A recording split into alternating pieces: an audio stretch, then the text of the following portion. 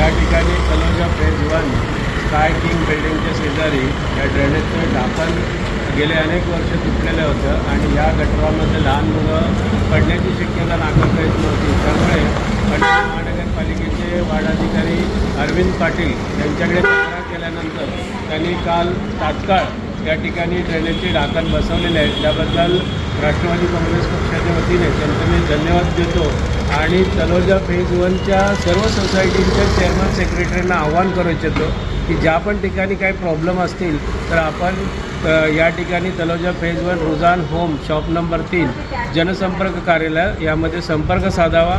येताना आपली कोणतीही तक्रार असेल तर त्या ठिकाणी लेखी पत्र सोसायटीचं घेऊन यावं. त्या ठिकाणी होणाऱ्या ज्या समस्या आहेत तलोजा फेज 1 फेज 2च्या याचं निराकरण केलं जाईल. या ठिकाणी पनवेल महानगरपालिकेच्या वतीने या ड्रेनेजची ढाकणं बसवण्याचा जे कार्यक्रम केलेला आहे तात्काळ त्यांनी त्याची दखल घेतली.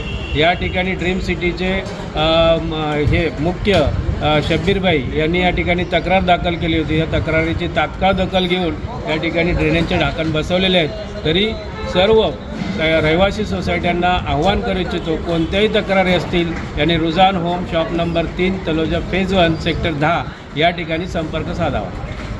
म्हणजे भेजू